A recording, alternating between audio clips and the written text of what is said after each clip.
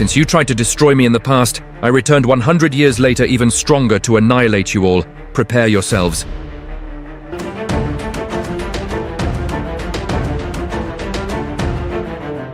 The icy silence of the Arctic was shattered by an explosion of light. Amid the vast white expanse, a smoldering crater marked the spot where the impossible had happened. In 1920, a meteor crossed the skies and collided with the frozen Earth, carrying something that defied the very nature of reality. Its impact was felt across the world, drawing the attention of governments, scientists, and mercenaries hungry for power.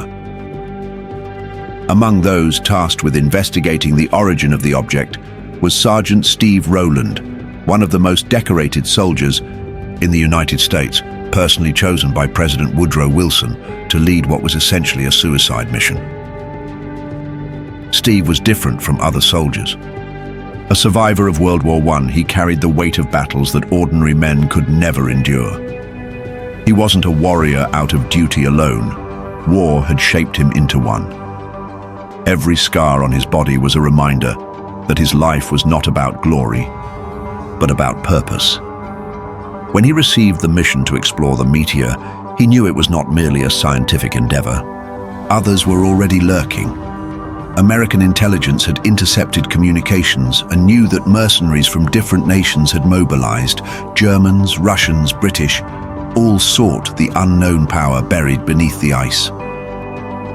The journey to Satsudatu, the Arctic, was grueling. Steve's men marched for days, braving merciless temperatures. When they finally reached the site, they found more than just the meteor. They found death. The massacre began the moment they set foot in the crater. Mercenaries ambushed the American soldiers. Gunfire echoed across the icy mountains, screams lost in the cold wind. The white ground turned crimson.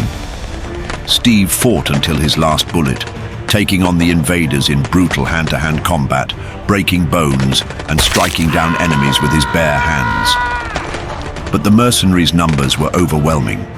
He watched his men fall one by one, fighting to their last breath.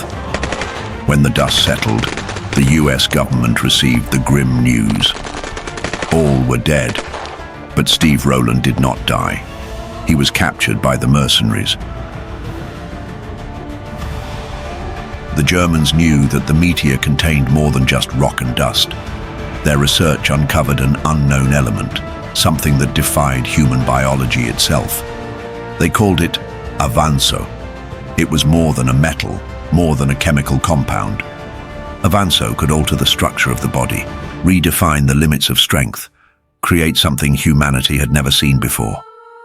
And to test its effects, they needed the perfect subject, a strong, resilient soldier, a warrior. Steve Rowland was that experiment. Locked in a laboratory deep in Siberia, he was forced to endure procedures that challenged human nature itself. The Avanso serum was injected into his veins, burning inside him like liquid fire. At first, his body rejected the substance. It felt as if he was coming apart from the inside, as if every cell was being replaced by something new, something wrong. But Steve was no ordinary man. His physiology endured beyond what anyone could have imagined. His body began to change. His muscles grew denser, his reflexes sharper, his strength exceeded all human limits. But there was a problem. Avanso was unstable. What seemed like success quickly turned into disaster. His body began to deteriorate. The mutation was uncontrollable. The German scientists, fearing their experiment had gone too far, made a cruel decision. To place him in cryostasis, frozen in a tank sealed away for the future, a perfect warrior trapped in time. They promised to find a cure, but then World War II came. The scientists fled, the laboratories were abandoned, and Steve was forgotten, buried beneath ice and time. 100 years later, in 2020, an exploration team discovered a sealed bunker beneath Siberia's frozen layers. Amid rusted machines and dust-covered documents, they found something unexpected. A tank, still active, with a man inside. When they broke open the cryogenic chamber, the temperature rose. The ice cracked.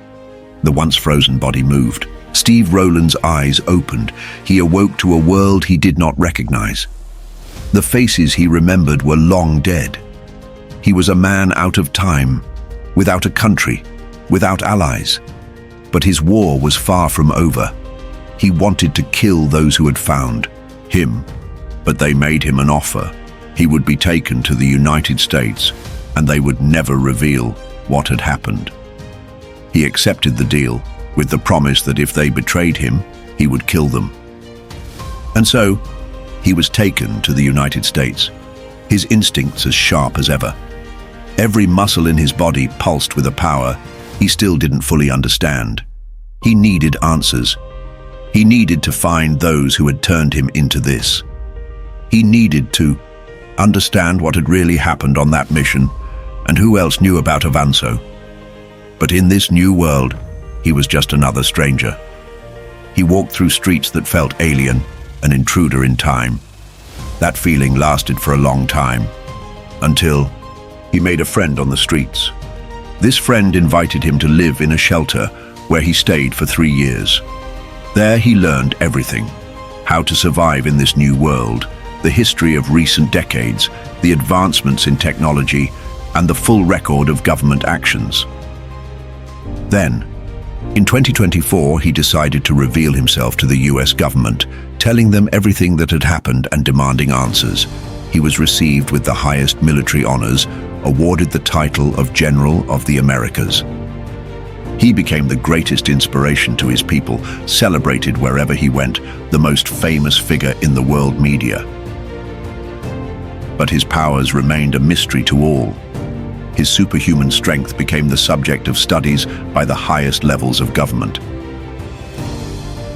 Yet deep inside, the only thing burning in Steve's heart was the need for vengeance, for those who had killed his men and left him to die as a test subject. But that revenge was impossible now. Everyone from that time was long gone.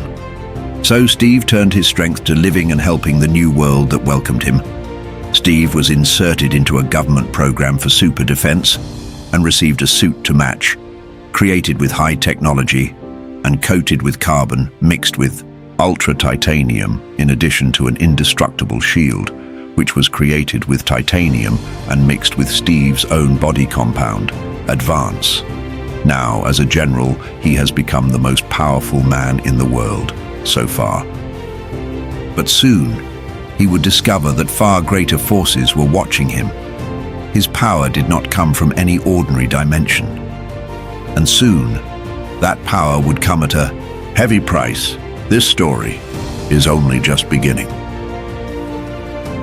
If you want to continue following this story, subscribe to our channel and activate notifications.